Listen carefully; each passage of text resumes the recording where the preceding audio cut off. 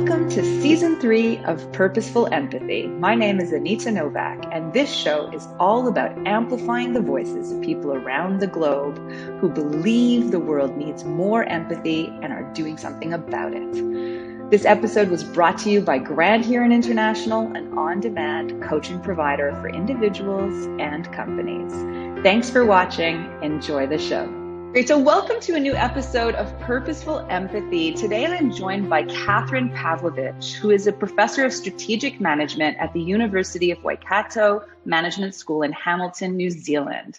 Her teaching and research focus on systems change through relational forms of organizing and the development of purposeful leaders and enterprises with spirituality and sustainability at the core of human flourishing.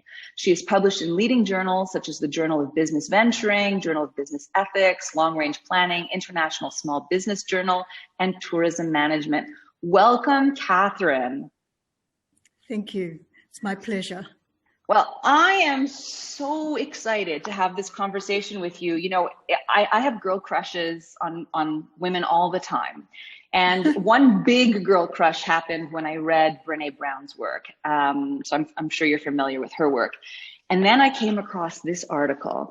And if you saw, I mean, probably more than half of it is highlighted and notes in the margins. I'm so excited to have this conversation. And just to give our readers and listeners an idea of where we're going to go, I'm just going to read out the closing sentence of your article and the opening quote, okay? And that'll just tell us at a 64,000 feet up what we're going to talk about. So you write, through quantum empathy, we have the possibility to address issues of ecosystem breakdown, climate change, and inequities of poverty and social justice. This system is one where responsible global citizens participate in creating a shared world of possibility where everyone has the opportunity to grow and prosper through quantum empathy as a macro level organizing mechanism. I mean, it's so hopeful. It so speaks to the time that we're in. So I wanted to share that up front. And then you begin your article with this quote by Jyotin Kisti: to imagine one as a separate ego, a source of action and awareness entirely separate and independent from the rest of the world, is a kind of hallucination. So with that as the backdrop for our conversation, you know, you are in a management school. I teach in a management school as well. And people wonder, you know, when they meet me and I'm talking about empathy, they're like, oh, you're in the School of Psychology or in the School of Social Work. So I find that it's fascinating. And plus your article was published in the Journal of Management, Spirituality, and Religion. It's like ahead of its time, I find. Why don't we start with a big, broad question for context, which is, why critique capitalism? Thank you, Anita. Well, that is a very good question. And maybe 5 years, 10 years ago, if you'd asked that question, people would have gone, yeah, why critique capitalism? But I think it's clearly obvious now that we are in a time of great change where we've got ecosystem collapse. I mean, I understand that 25% of our insect species, for instance, have disappeared. Or it might even be a greater percentage than that. But, you know, I mean, there's so many things happening around us, you know, social injustice, climate change, ecosystem collapse, that we know that capitalism has helped this on its way because of its self-interest, that organizations only look after themselves. They actually don't look after their stakeholders in general. You know, Adam Smith said, you know, the free market rules. Well, actually, the free market has created some significant issues here.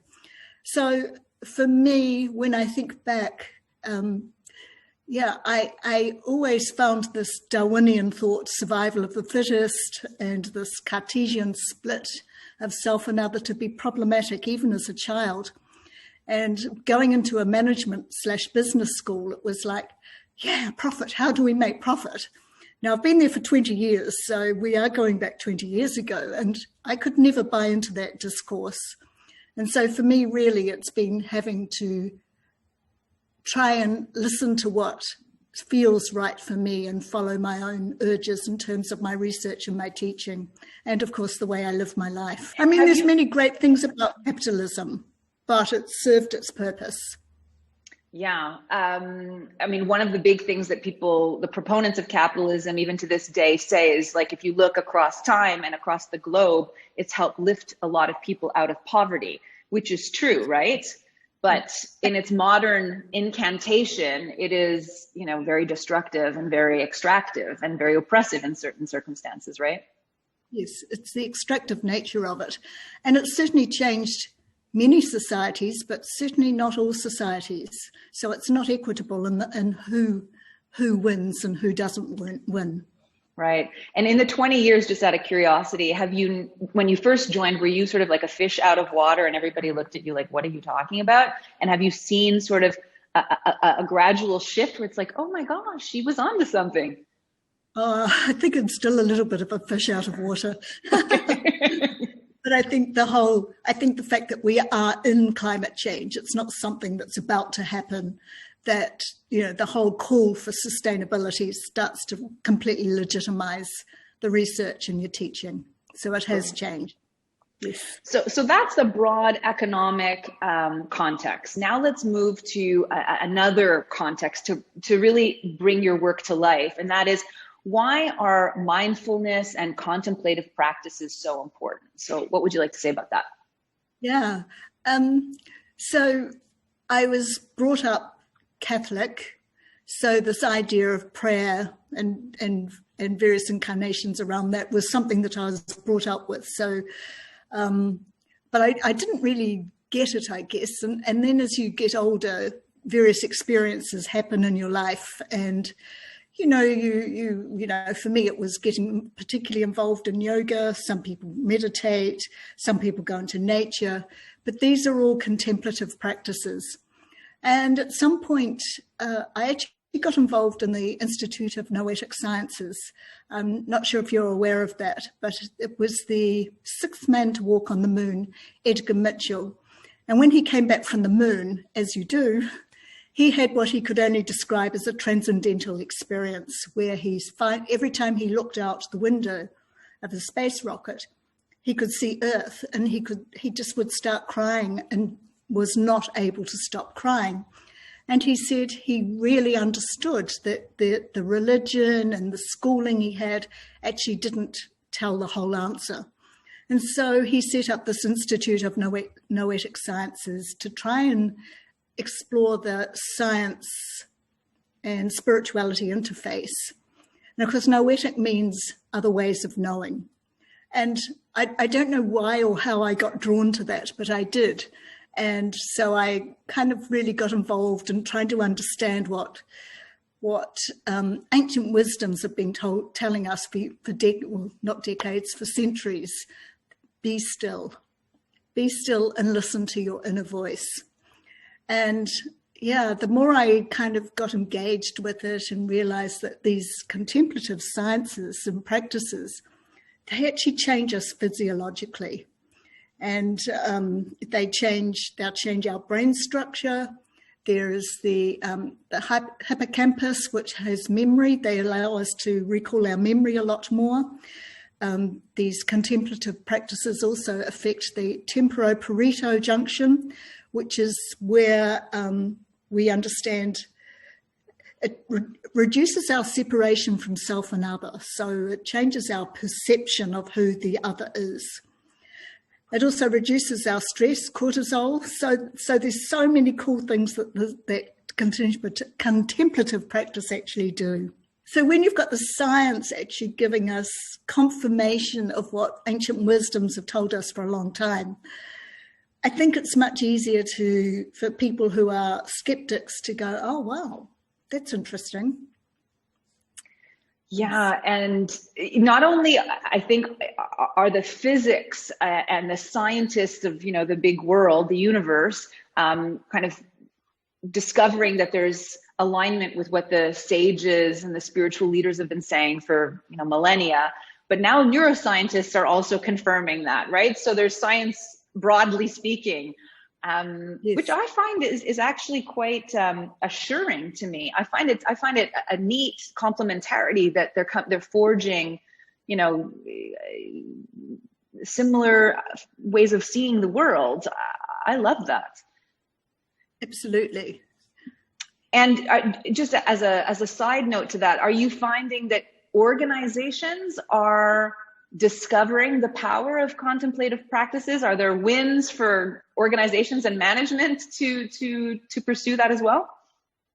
So my own experience, I certainly know that many organizations are bringing mindfulness in as a practice, and certainly in my institution, we often open meetings with a small mihi, which is an Indigenous Māori greeting or opening, just a small one. So that's always happened in our institution. And in my teaching, my classes, I always open with something like that, which some of the students go, oh, wow, this is really crazy stuff. But actually, by the end of the course, they really enjoy it. So on one hand, from a cultural perspective, it is part of our culture. And so I think it is being brought into organizations. But I do hear of organizations such as Google that have mindfulness programs as well. So I think it's pretty much a global phenomenon now. Right. Now we're going to talk about quantum empathy in a minute, but just to help anybody who's not terribly familiar with quantum physics, and I know that you're not a quantum physicist, but could you just unpack that for us? What is quantum physics about? Oh, thank you. This is a really hard question.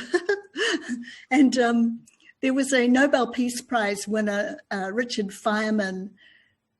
Sorry, I've forgotten what year it was, 1994, something like that.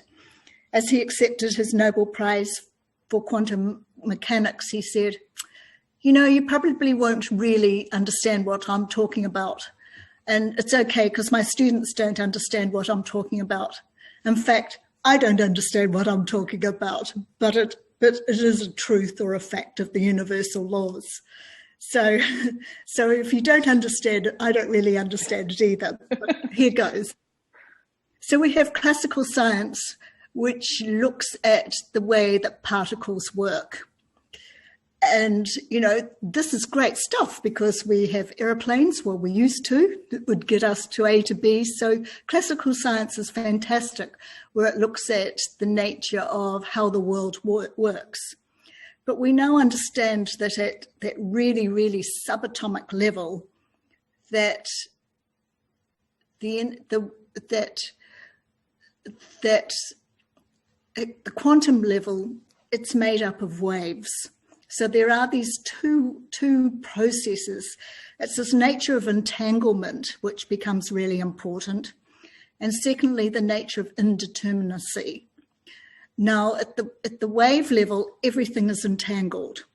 Now, what becomes really quite fascinating is that when the waves become entangled, they clearly touch each other in some form. But when they move off at a distance, they still carry part of each other. And so that means that at the subatomic level, it can be in two places at once. How do we understand that? I mean, it doesn't really make sense to us because of our limitation around time and around physicality. And secondly, there's this notion of indeterminacy, where things only become determined when they have the role of the observer there. And again, that's a really hard thing to understand. So does that explain it a little bit? Absolutely. And I think just recently in the last few weeks, physicists have discovered that at the subatomic level, they are now discovering that there's something that's super unpredictable about the nature in which they behave. And that has huge implications they're expecting to understand black holes and all sorts of stuff. But I find that, the conversation around quantum physics fascinating because it's often tied to, thoughts. I've often said to students in my class, if I drop this, what's going to happen, right? And we can predict, thanks to gravity, that it's going to fall. And in the same way, we don't have the science yet to prove it, but our thoughts, we think, are just entities in our own minds, but they might actually have energy that could actually manifest in ways. And I find that all super fascinating. And it's because of that we're going beyond time and physicality that gives me hope that we can reverse some of the damage that we've done on this planet as well. Because once we understand a different scientific process, which is around attention as opposed to intention, we have, as a co-creative partnerships, we have the ability to change quite significantly quickly. Now, in the face of that potential, which I also ascribe to, there are so many competing agendas that would hold that at bay. Do you think it is possible that if the science really does show us a path, and you're talking about it when you refer to quantum empathy and its potential, that this groundswell of people might be naturally attracted to the potential for it to save the planet and take us to a higher level of consciousness and different ways of organizing? Do you think, we'll manage to have that breakthrough, or do you think that the forces of hegemony will hold us back? Big question. I think if I put on my linear rational hat, I don't think we'll make it. But when I put on my quantum hat, and I know that we can go back in time and reverse this and reverse that, yes, I do think we can do. And because my belief system is the second rather than the former, I have so much hope. Yes. I've got goosebumps, right? Holistic thinking has so much potential. That's right. And when I talk to my students, and I'm sure everyone has this experience, our young people are just so aware. My generation wasn't really brought up with self-awareness, but look at these young people. They are so self-aware. They are aware of these quantum thoughts as well. They might not have the toolbox to be able to implement them in the same way, because wisdom does account for a lot. But I keep saying to my students, if you can learn this stuff at 20, wow, look at who you're going to be. Yeah. And so if we roll that around a whole generation, it's a significant shift. Yes. And now we're at the cliffhanger moment where anybody who's been listening or watching is dying to know, what is quantum empathy? So can you unpack that for us? So let me just go back a little bit in terms of what I wrote in the paper around different contemplative practices. And I started with this concept of mindfulness, which everyone knows about, and we've heard about Mick mindfulness, where it's been critiqued and things like that. And so while I too would critique this concept of mindfulness and the way it's being used in many organizations, for instance, just to improve performance, what it has done is enabled a whole generation of people to become more aware of their own reflective practices. And I think that's incredibly powerful, because mindfulness gives you a toolkit to be able to be a witness of your experience. And then in the second contemplative practice that I talk about in the paper is radical reflexivity, which actually isn't, my dear friend Anne Cunliffe does a lot of work in this area. And while it's not explicitly linked to spirituality or anything like that, it's a practice, or it's an awareness and an understanding that goes beyond just being the witness of the experience with mindfulness to acknowledging that we are all in an intersubjective space together, and that there are no boundaries between self and other. We are all interconnected, and so everything becomes intersubjective, and that we co-create any futures together.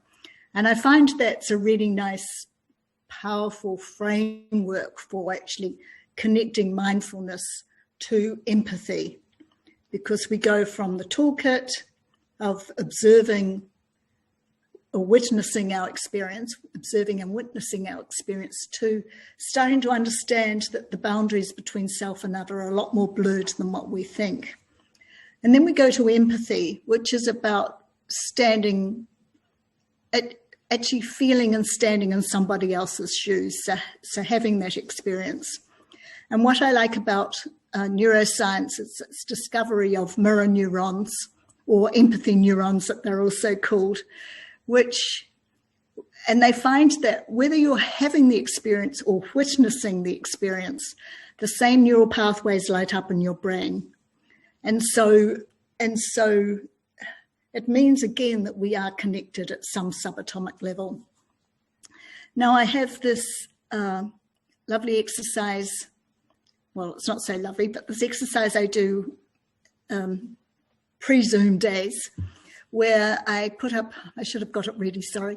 I put up a photo of my grandchild, my little 6-week-old granddaughter, and she's totally divine, and, she's looking absolutely beautiful, and everyone goes ooh and ah, and you can feel that really warm connection. And then I say to everyone, well, a couple of hours after this photo was taken, she was in hospital having brain surgery, and you can feel the shift in the room. I mean, this is a physical thing that everybody feels, and from the ooh and ah to the empathy. Oh my gosh, So the good news is she's fine, but it's a powerful exercise to actually feel that shift around empathy. So I argue that empathy is more than affective and cognitive. It actually has another essence that we haven't really been able to explain.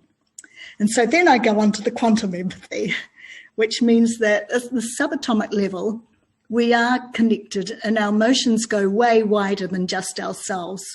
And the emotion that we put out becomes an interconnected wave that everybody senses and feels.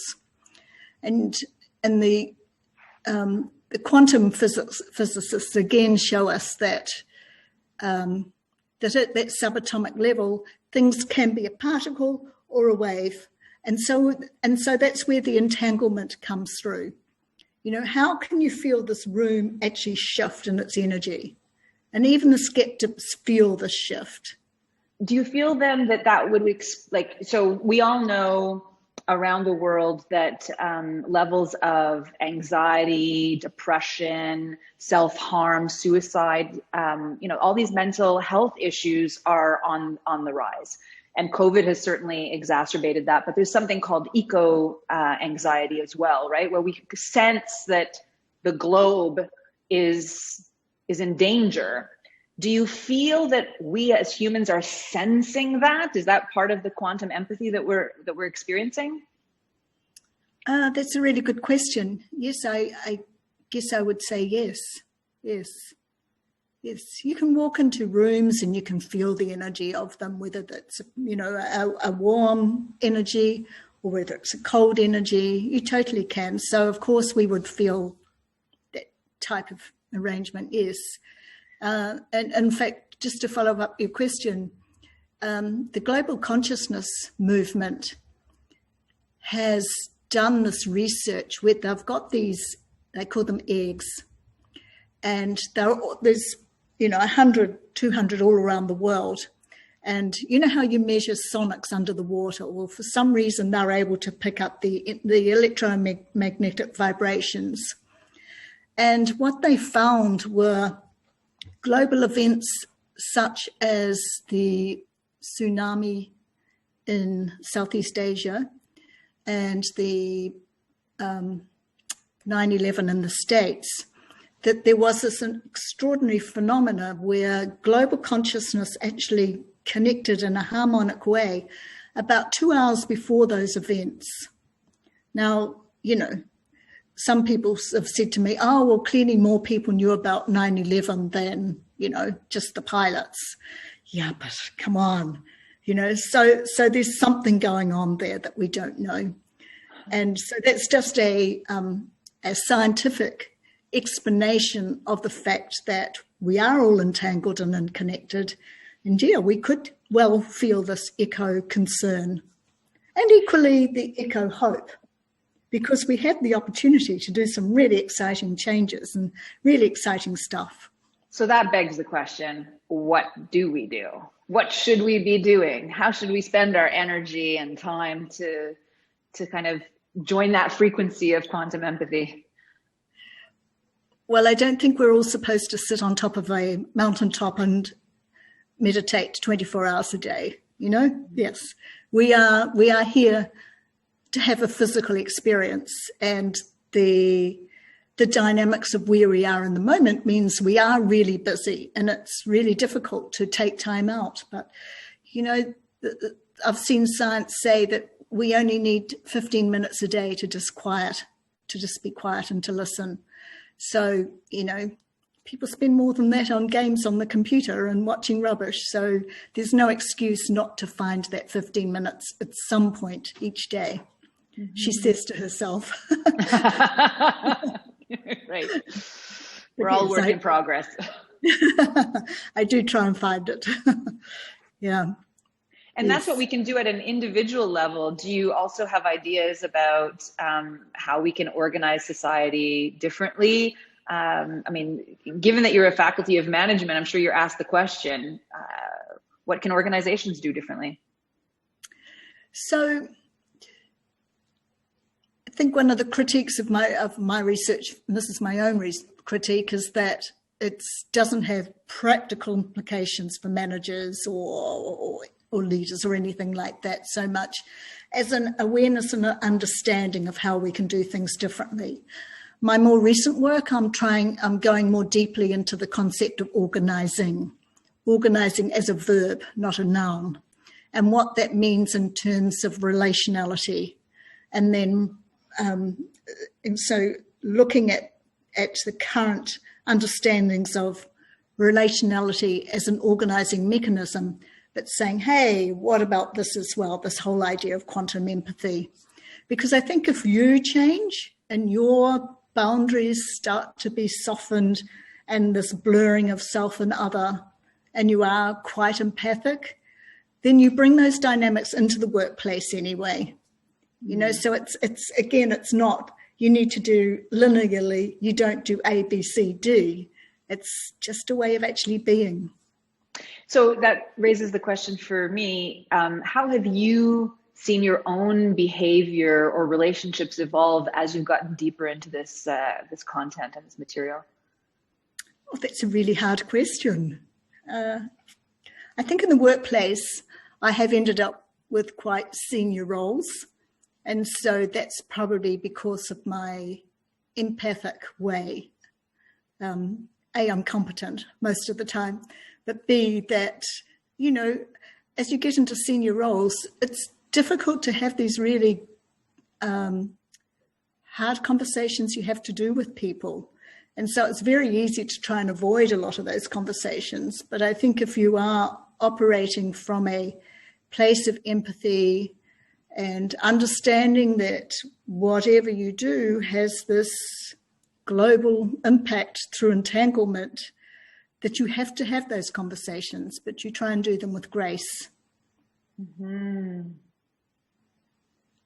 Yeah, and I can picture that because those tough conversations require a degree of emotional intelligence. If you can tap into empathy, goes a long way, you know, even if it means letting somebody go, right? That it can be done in a way that brings about humanity, and it might even be a gift. The person on the receiving end might actually be gifted by that, you know? So I hear what you mean. And in your personal life, you have a family, you have a grandchild. How old is that little 6-week-old baby now? She's going to be 7 next month. So how wonderful. Yeah, delightful. Yes. Wonderful. Yes. So Kathryn, I've been getting into the habit of asking my guests to share a story if anything comes to mind, and if nothing comes to mind, that's fine too, about a time when you were on the receiving end of empathy. And what I call purposeful empathy. So it's like intentional empathy, right? Being cognizant of extending that empathic embrace and what that meant for you. And so a recent experience, which isn't possibly quite what you're talking about, but it is quantum empathy in terms of the entanglement and connection. And I'm sure everyone has these experiences. But it was a friend of mine, her birthday a month or so ago, and another mutual friend said, I've just gone and bought her a teapot, how about we go into it together? And I'm going, she has got so many teapots. The last thing she needs is a teapot. Oh my gosh, what are you thinking? Anyway, we get together for this birthday, and sure enough, she was been looking for another teapot, and there are things wrong with all these other teapots. And it's like, this teapot, we still get photos of this teapot because she said it was just the most perfect gift at the right time. And so while that might not have that empathic aspect to it, it's still such a good experience, which we all have, of knowing that we're attuned, that we are part of this quantum field, that we are entangled, we are interconnected, and we're also interdependent. I'm sure we've all had those experiences, but we can't explain them through classical science. They can only be explained through quantum science. And I have a final example, which is quite personal. It was just over a year ago, and I went to say goodbye to my husband in the morning as I went off to work. And this thought went through my head, and it said, your work is done here. And I was very conscious about this thought. And of course, I laughed it off and thought, oh, great. We can sit back and enjoy, retirement together and just have a fun old time. Well, later that day, my husband actually died on the golf course, suddenly, just like that. And it was, a pretty powerful time to have had that precognition in some form. And so knowing that it was ordained, I guess. Yeah. So that's a very powerful quantum empathic moment for me. I'm so sorry to hear that. I think my big takeaway from our conversation, Kathryn, and thank you so much for sharing that, is that there's a gift available to us, which is to sort of sit quietly, for a few minutes, as you said, a day, just to get close to the stillness and be present for what is there, because things may open up for us if we practice that kind of stillness. And if more of us do that, at a mass scale, imagine what could open up for us as a globe. And what a gift you've given me and our listeners and our viewers. So thank you. Well, if I can just say, there have been studies, I think it was in Washington, D.C., where people engaged in meditation practices on a collective level there, and crime decreased by some amazing amount. So there's lots of examples of things like that and how change can be enacted. Wonderful. So with that, thank you so much for your time and for sharing. And we wish everybody who's watching and listening a great day. See you at the next episode of Purposeful Empathy. What if you had access to your own council of coaches to help you break free from your thinking clutter, make that important decision, and liberate you from whatever is holding you back? At Grant Huron International, you get to select the coach of your choice anytime from any place.